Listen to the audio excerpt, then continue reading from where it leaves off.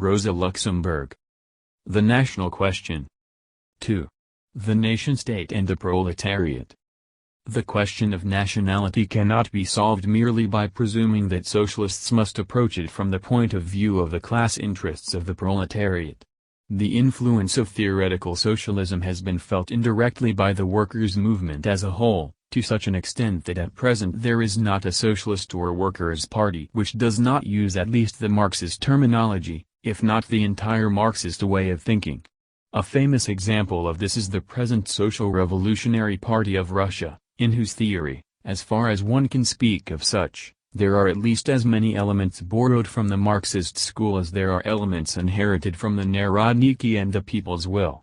In like manner, all socialist groups of the petty bourgeois and nationalistic type in Russia have their own fancies which are solely in the interest of the proletariat and socialism. The Polish social democracy, now in decline, had especially distinguished itself in comparison with the naive, patriarchal, let us say, National Socialism of Mr. Limanowski, particularly in that the good-hearted Mr. Limanowski never even used the name of Karl Marx, while social patriotism, from the beginning, sought to legitimize its program with Marxist terminology as a class interest of the proletariat. But it is obvious that the class character of any particular demand is not established by merely incorporating it mechanically into the program of a socialist party. What this or any other party considers a class interest of the proletariat can only be an imputed interest, concocted by subjective reasoning. It is very easy, for instance, to state that the workers' class interest demands the establishment of a minimum wage law. Such a law would protect the workers against the pressures of competition, which might come from a less developed locality. It would assure them of a certain minimum standard of living, etc. Such demands have been presented repeatedly by socialist circles. However, the principle has not yet been accepted by the socialist parties in general, for the valid reason that the universal regulation of wages by means of legislation is but a utopian dream under today's anarchistic conditions of private economy. This is because workers' wages, like the prices of any kind of commodity, are set up in the capitalistic system under the operation of free competition and the spontaneous movement of capital. Therefore, the legal regulation of wages can be achieved only in exceptional, clearly defined areas, for example, in small communities. And since the general establishment of a minimum wage law clashes with the current conditions of capitalism, we must admit that it is not a true proletarian interest, but rather a fabricated or imputed one, in spite of the fact that it can be supported by a completely logical argument. Likewise, one can, in a purely abstract way, figure out various class interests for the proletariat, which, however, would have to remain as mere clichés in the socialist program. This is especially so, as, the more that other social elements attach themselves to the workers' movement, the stronger is the tendency to suggest various sincere but unrealistic demands of these foreign elements as class interests of the proletariat. The other social elements referred to here include those members of society who have been deprived of political shelter by the failure of the bourgeois parties. In this category are the bourgeois and petty bourgeois intelligentsia. If the socialist parties had no objective criterion by which to establish just what fits the class interests of the proletariat, but were only directed by what certain people might think would be good or useful for the workers, then socialist programs would be a motley collection of subjective, and often completely utopian, desires. Basing itself on historical foundations, on the foundations of the development of capitalist society, today's social democracy derives its immediate interests, the demands of today's proletariat, as well as its long-range goals, not merely from subjective reasoning about what would be good or useful for the proletariat, but from examining the objective development of society for a verification of its actual interests, as well as for material means for their realization. It is from this standpoint that the main alternatives for a practical solution to the question of nationality should be examined, those which are suggested by historical examples as well as those which correspond to the slogans popular in socialist circles. We should first consider the idea of a nation-state. In order to evaluate this concept accurately, it is first necessary to search for historical substance in the idea, to see what is actually hiding behind the mask. In his article on the struggles of nationalities and the social democratic program in Austria, published over 10 years ago, Kautsky enumerates 3 factors, which, according to him, make up the roots of the modern national idea, as found in the rise of the modern state in all of Europe. These factors are, the desire of the bourgeoisie to assure for itself an internal or domestic market for its own commodity production, second, the desire for political freedom, democracy, and finally, expansion of the national literature and culture to the populace. 1. In Kautsky's theory one can see, above all, his basic position, his own view of nationality as a historical category. According to his reasoning, the idea of the nation is intimately connected with a definite era of modern development. The market interests of the bourgeoisie, democratic currents, culture of the people, these are typical aspects of a bourgeois society. Naturally, we are not speaking here of a nationality as a specific ethnic or cultural group. Such nationality is, of course, separate and distinct from the bourgeois aspect. National peculiarities had already existed for centuries. But here we are concerned with national movements as an element of political life, with the aspirations of establishing a so-called nation-state, then the connection between those movements and the bourgeois era is unquestionable. The history of the national unification of Germany is a typical example of this connection, as the nucleus around which the later German Reich crystallized was the German Zollverein and Zollparlament. Their sponsor, Friedrich List, with his trivial theory of national economy, can be more justifiably considered the real messiah of the national unity of Germany than the idealist Fichte, mentioned usually as the first apostle of German national rebirth.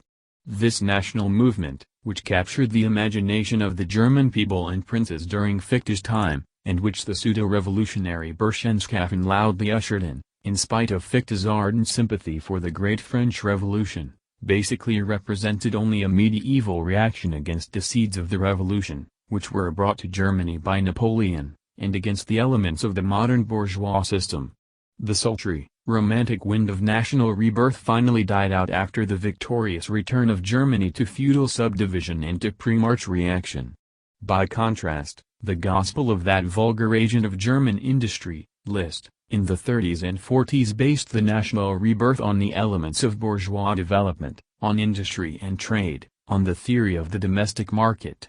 The material basis for this patriotic movement, which in the 30s and 40s of the 19th century aroused such strong political, educational, philosophical, and literary currents in Germany, was above all, the need to unify all the German territories, which were divided into several dozen feudal statelets and were crisscrossed by customs and tax barriers, into one great, integrated, capitalistic fatherland, establishing a broad foundation for mechanized manufacturing and big industry. The history of the industrial and commercial unification of Germany is so completely intertwined with the fate of Germany's political unification, that the history of the customs union, Zollverein, which reflected all the political developments and happenings in Germany, passes over, with perfect continuity, into the history of the birth of the present German Reich.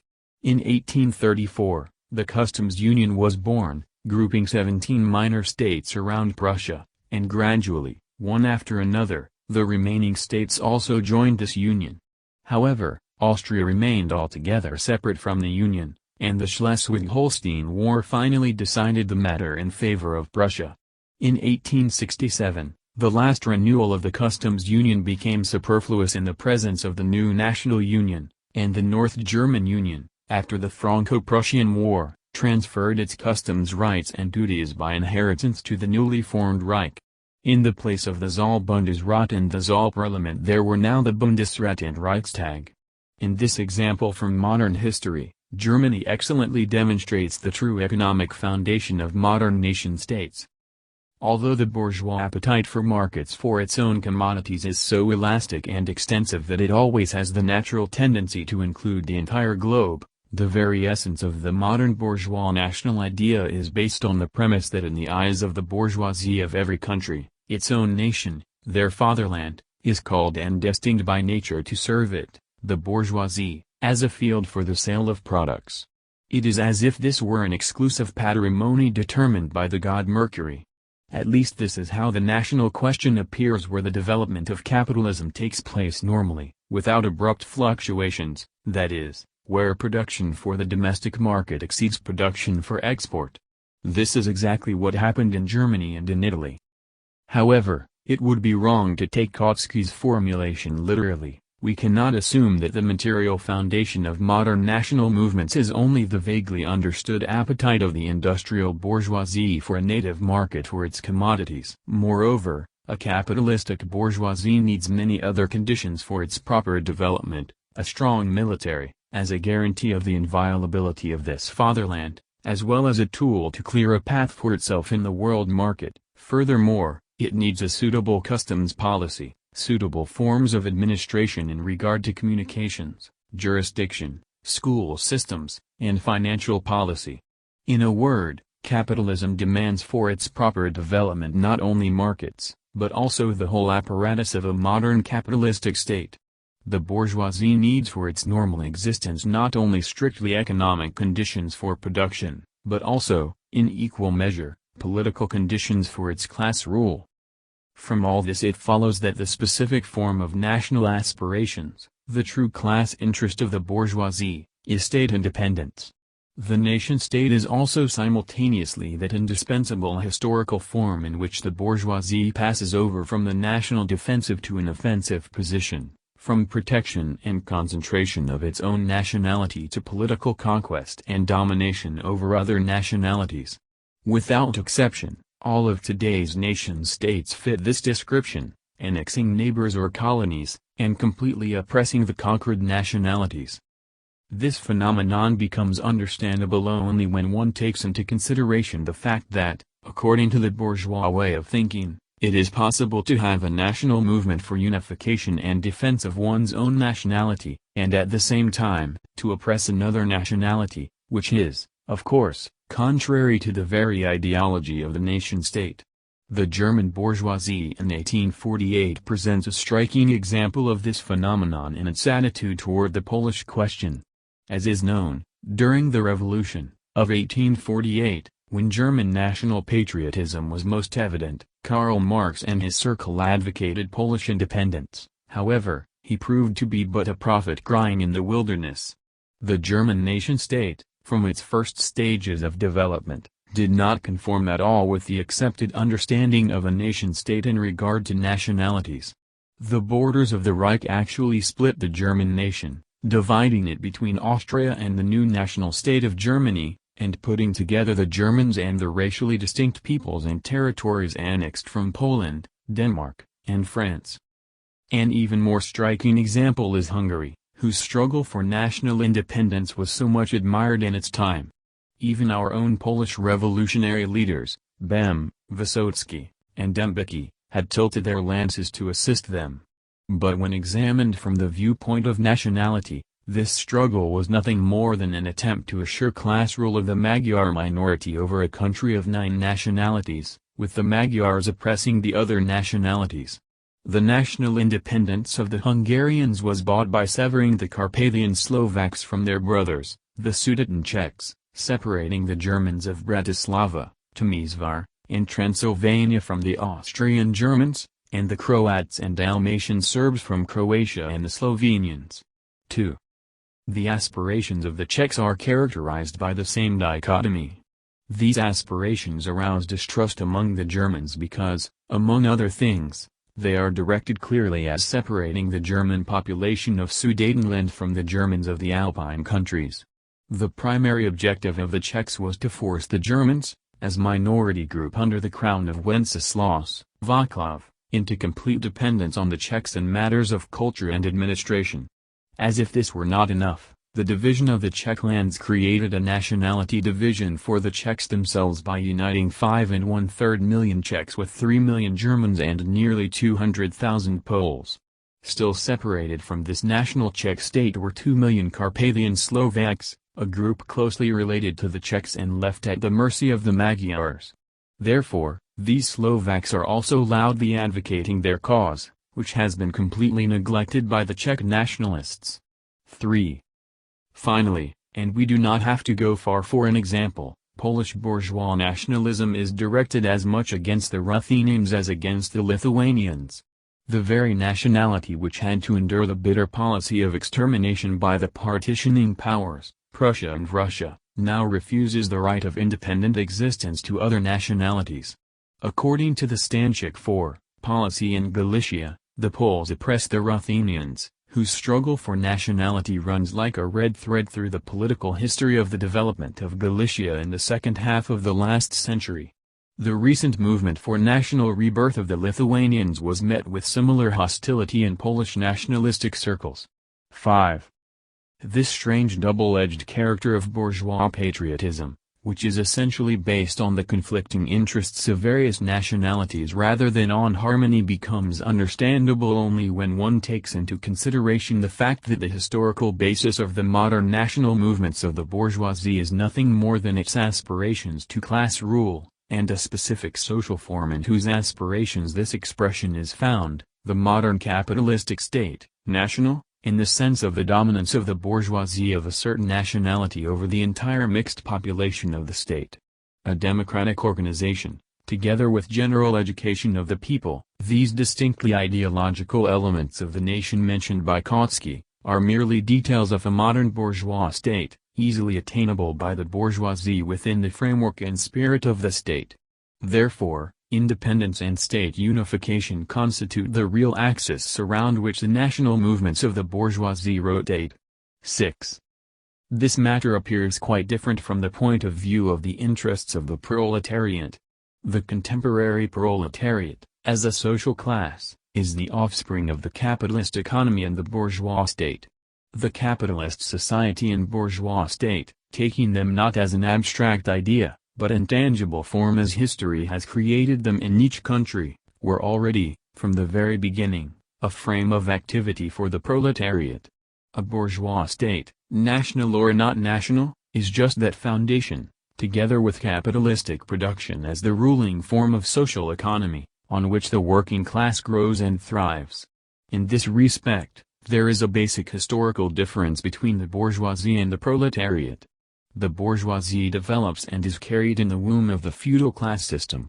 Aspiring to assure triumph for capitalism as the form of production, and for itself as the ruling class, the bourgeoisie creates the modern state on the ruins of the feudal system. Within the bounds of the development of capitalism and the rule of the bourgeoisie, the proletariat is next to make itself heard politically, still as part of the bourgeois state. But the state was already from the beginning its natural womb, just as the shell of an egg is for the chicken. Therefore, historically speaking, the idea that the modern proletariat could do nothing as a separate and conscious class without first creating a new nation-state, is the same as saying that the bourgeoisie in any country should first of all establish a feudal system, if by some chance it did not come about normally by itself, or had taken on particular forms, as for instance in Russia. The historical mission of the bourgeoisie is the creation of a modern national state, but the historical task of the proletariat is the abolition of this state as a political form of capitalism, in which they themselves, as a conscious class, come into existence to establish the socialist system. The proletariat, as part of the whole society, can take part in national movements of the bourgeoisie, where the bourgeois development demands the creation of a nation-state, as was the case, for example, in Germany. But then it follows the lead of the bourgeoisie, and does not act as an independent class with a separate political program. The national program of the German socialists in the 40s advanced two ideas, directly opposing the national program of the bourgeoisie: unification with borders which would be based strictly on divisions of nationalities, and a republican form of government. The interests of the proletariat on the nationality question are just the opposite of those of the bourgeoisie. The concern about guaranteeing an internal market for the industrialists of the fatherland, and of acquiring new markets by means of conquest, by colonial or military policies, all these, which are the intentions of the bourgeoisie in creating a national state, cannot be the aims of a conscious proletariat. The proletariat, as a legitimate child of capitalistic development, takes this development into account as a necessary historical background of its own growth and political maturation. Social democracy itself reflects only the evolutionary side of capitalist development, whereas the ruling bourgeoisie looks after this development on behalf of reaction. Social democracy nowhere considers its task to be the active support of industry or trade, rather it struggles against military, colonial, and customs protection, just as it combats the whole basic apparatus of the existing class state, its administration, legislature, school systems, etc. 7. The national policy of the proletariat, therefore, basically clashes with the bourgeois policy to the extent that in its essence it is only defensive, never offensive. It depends on the harmony of interests of all nationalities, not on conquest and subjugation of one by another. The conscious proletariat of every country needs for its proper development peaceful existence and cultural development of its own nationality, but by no means does it need the dominance of its nationality over others. Therefore, considering the matter from this point of view, the nation-state, as an apparatus of the domination and conquest of foreign nationalities, while it is indispensable for the bourgeoisie, has no meaning for the class interests of the proletariat. Therefore, of these three roots of the modern national idea, which Kautsky enumerated, for the proletariat as a class only the last two are important: democratic organization, and education of the populace. Vital for the working class as conditions of its political and spiritual maturity, are the freedom of using its own native language, and the unchecked and unwarped development of national culture, learning, literature, the arts, and normal education of the masses, unimpaired by the pressures of the nationalists, so far as these can be normal in the bourgeois system. It is indispensable for the working class to have the same equal national rights as other nationalities in the state enjoy. 8. Political discrimination against a particular nationality is the strongest tool in the hands of the bourgeoisie, which is eager to mask class conflicts and mystify its own proletariat. The advocates Polish nationalists one of the very best social conditions state at this point that, whatever the situation, the surest guarantee of cultural development and of the rights of every nationality is precisely the independence of the state, their own nation-state, and that therefore the nation-state is finally also an indispensable class interest of the proletariat. We are hardly concerned with determining what is or would be the best for the proletariat. Such observations have no practical value. Moreover, once the subject of what would be the best from the standpoint of the proletariat is approached in an abstract way, we would have to conclude that the best cure for national pressure, as well as for all types of disorders of a social nature, is undoubtedly the socialist system. A utopian argument must always lead to a utopian solution, if only by leaping to the state of the future, whereas actually the problem should be solved within the framework of existing bourgeois reality. Moreover, from the point of view of methods, the above reasoning contains still another historical misunderstanding. The argument that an independent nation-state is, after all, the best guarantee of national existence and development involves operating with a conception of a nation-state as a completely abstract thing. The nation-state as seen only from a national point of view, only as a pledge and embodiment of freedom and independence, is simply a remnant of the decaying ideology of the petite bourgeoisie of Germany, Italy, Hungary, all of Central Europe in the first half of the 19th century. It is a phrase from the treasury of disintegrated bourgeois liberalism. Since then, the development of the bourgeoisie has proved unequivocally that a modern nation-state is more real and tangible than the vague idea of freedom or national independence, that it is indeed a definite historical reality, neither very alluring nor very pure. The substance and essence of the modern state comprise not freedom and independence of the nation, but only the class dominance of the bourgeoisie, protectionist policy, indirect taxation, militarism, war, and conquest. The bourgeoisie used to use the obvious technique of trying to cover up this brutal historical truth with a light ideological gauze, by offering the purely negative happiness of independent and national freedom. For a time this technique paid off. But today it is only necessary to recall the circumstances under which this contention was advanced, to understand that it is simply opposed to what can and should be the class position of the proletariat.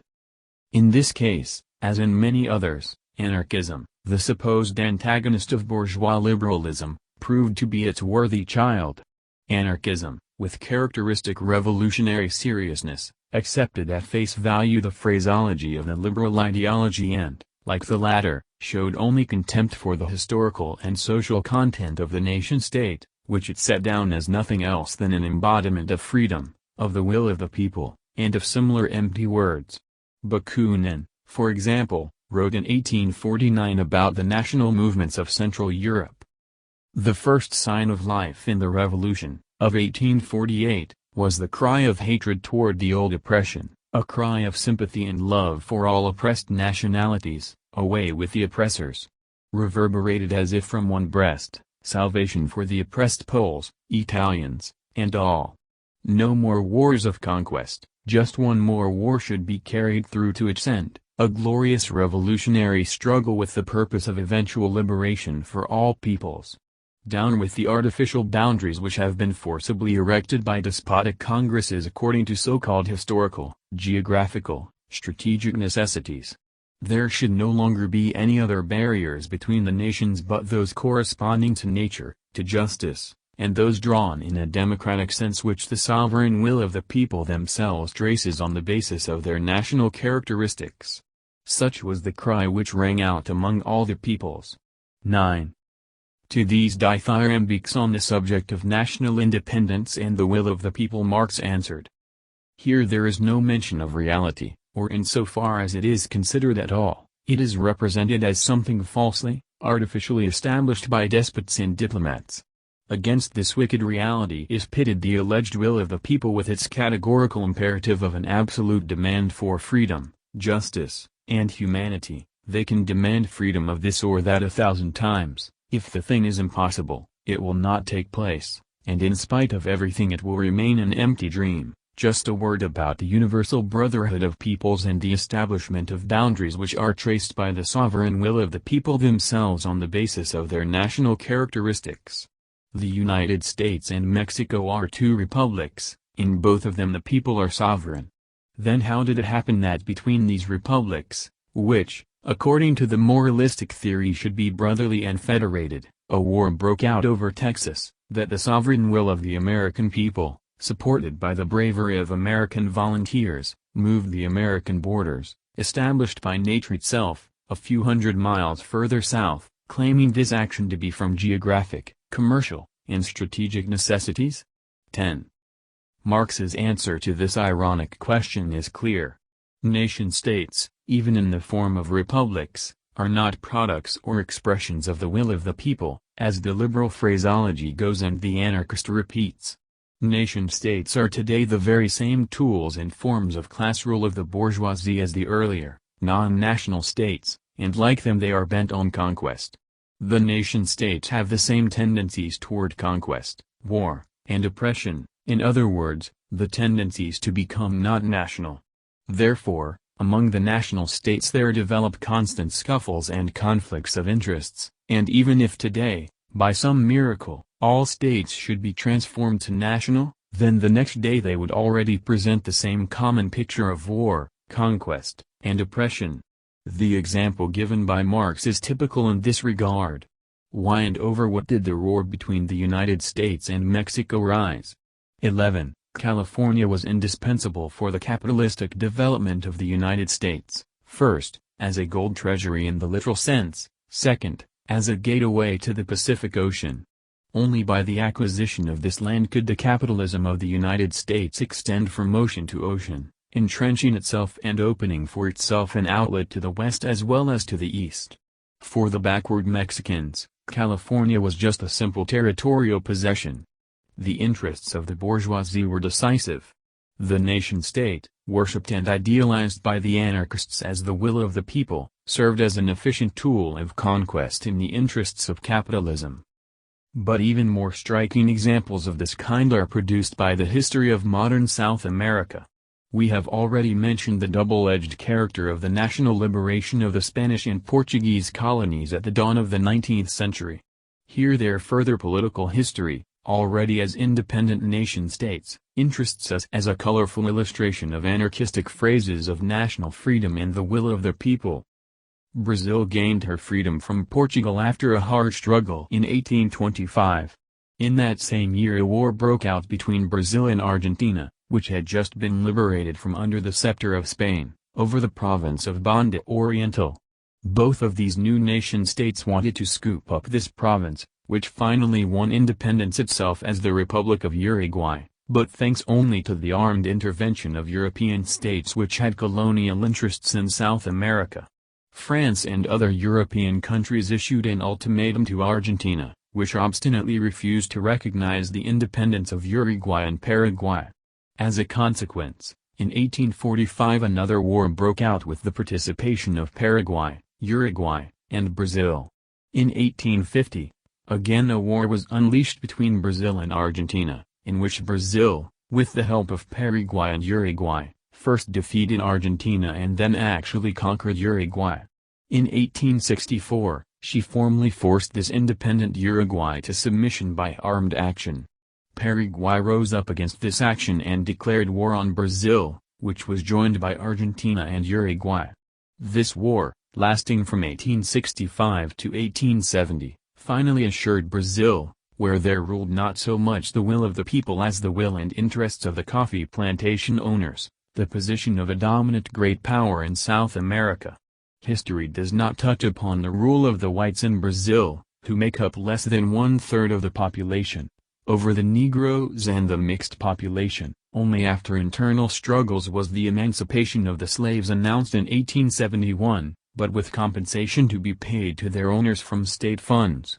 Parliament, however, being the instrument of the plantation owners, did not vote these funds and slavery was still practiced. In 1886 the freeing of slaves over 70 years of age was declared, the rest were supposed to wait another 17 years for freedom.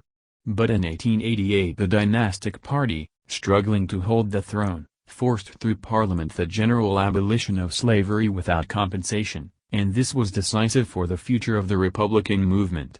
The plantation owners stood behind the Republican banner en masse, and in the military coup of 1889, Brazil was declared a republic. 12.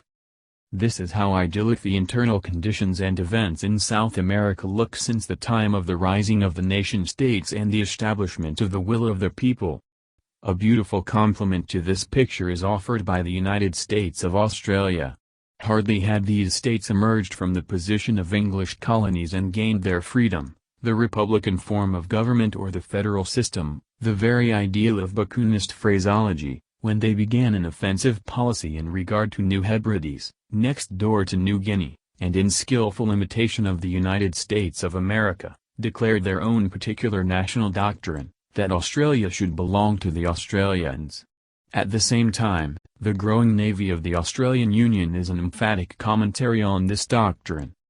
If, on the one hand, political independence, that is, the nation-state, is necessary for capitalism and the class interest of the bourgeoisie just because a nation-state is a tool of domination, or control, and conquest, on the other hand, the working class is interested in the cultural and democratic content of nationalism, which is to say that the workers are interested in such political systems as assure a free development of culture and democracy in national life by means of defense, not conquest, and in the spirit of solidarity and cooperation of various nationalities which belong historically in the same bourgeois state.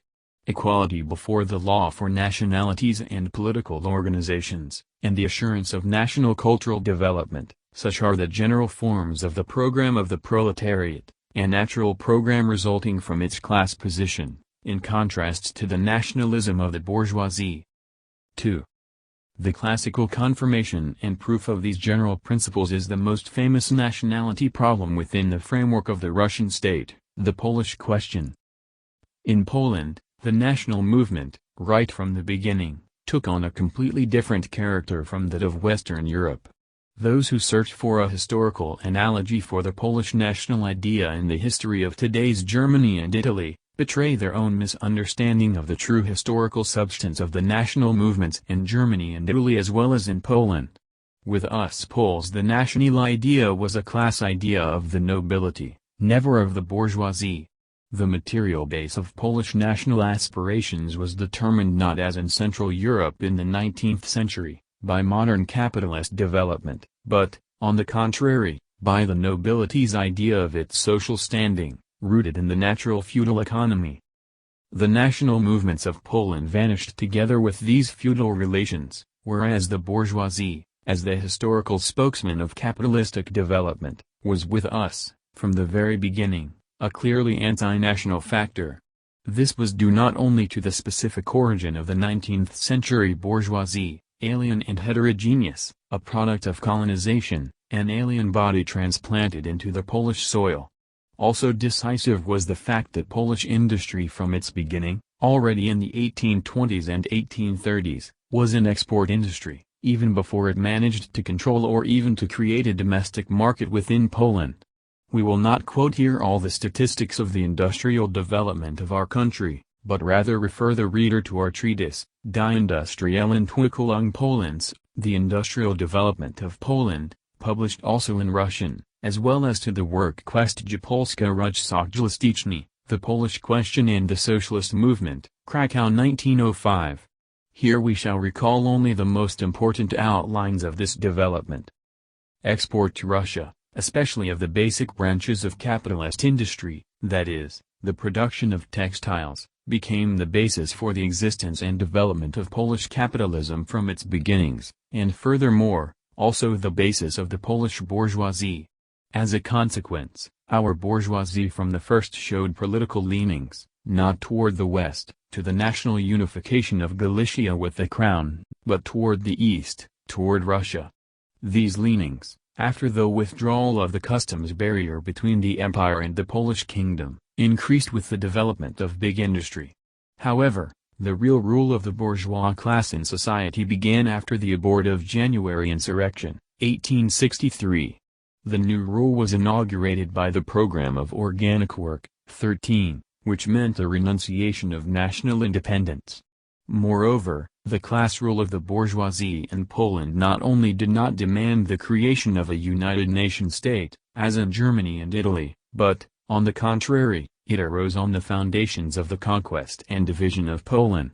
The idea of unification and national independence did not draw its vital juices from capitalism. On the contrary, as capitalism developed, this idea became historically outlived. And that very circumstance, that particular historical relationship of the capitalistic bourgeoisie to the national idea in our country, became decisive also for the fate of that idea and defined its social character. In Germany, in Italy, as 1/2 century before in South America, the national rebirth carried with it all the traits of a revolutionary, progressive spirit. Capitalistic development embraced this national idea, and historically speaking, elevated it with the political ideals of the revolutionary bourgeoisie, democracy and liberalism. Exactly in this historical sense, the national idea was only a detail of the general class program of the bourgeoisie, of the modern bourgeois state. In Poland there arose an opposition between the national idea and the bourgeois development, which gave the former not only a utopian but also a reactionary character. This opposition is reflected in the three phases of the history of the idea of Polish national independence. The first is the failure of the armed struggle of the Polish nobility. Not even the most ardent advocates of the theory of violence and force in the philosophy of history will explain the defeat of Polish insurrectionist movements as mere superiority of the Russian bayonets. Whoever knows anything about the modern economic and social history of Poland knows that the defeat of the military insurrectionists was prepared by the same capitalistic market interest which elsewhere, in the words of Kautsky, comprised one of the main elements of the modern national idea. The endeavors of the bourgeoisie to secure for themselves conditions of large-scale capitalistic production did not involve the demand for a nation-state. On the contrary, the bourgeoisie sought to exploit the annexation, and to paralyze the national movement of the nobility. Thus, in Poland, the idea of a nation-state, an idea essentially bourgeois, was sabotaged by the bourgeoisie, and met defeat in the January, 1863, uprising. The second phase was the inheritance of the Polish national idea by the petite bourgeoisie. In this incarnation, the national idea changed from an armed struggle to a policy of neutrality, and at the same time, began to show its weakness. After vegetating for 20 years away from society, In the 80s and 90s, petty bourgeois nationalism lingered in emigration in the form of a half-dozen all-Polish patriots. Finally, with the opening of the present revolutionary era, it has emerged as an active party on the political scene. The National Democracy proclaimed its entrance into a politically active phase with a public renunciation of the program of national independence as an unrealizable utopia, and with writing into its program instead the double slogan of autonomy of the country and counter-revolution. Now, after throwing off the ballast of the traditional national program, National Democracy quickly becomes the true political force in the society. Having failed in its second petty bourgeois form, the program of the nation-state is replaced by a program which is practical and realizable on the basis of a bourgeois Poland, a program of autonomy. Finally, the third and last phase in the history of the Polish national idea is its attempt to join the class movement of the proletariat. The 20-year, social patriotic experiment of the PPS was the only case in the history of the international workers' movement where the slogan of the nation-state was made part of a socialist program. And this singular experiment ended after 20 years in exactly the same kind of crisis and in the same manner as the petty bourgeois experiment.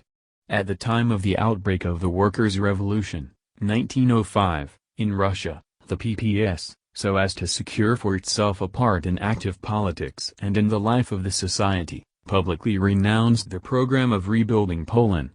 The National Democracy renounced this program so as to take an active part in the middle-class counter-revolution. The PPS did so to exert pressure for the proletarian revolution.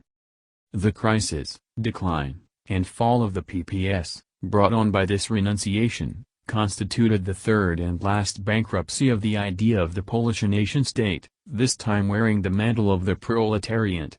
The current revolution, that mightiest social upheaval of modern times, which is calling all embryos of life to growth and maturity, and simultaneously tearing up the entire foundation of society with a giant plow, rejected the last trace of the idea of the Polish nation-state, as if it were an empty shell from which historical development had removed all content, and which could only roll about among the rubble of social traditions during the troubles of a period of reaction.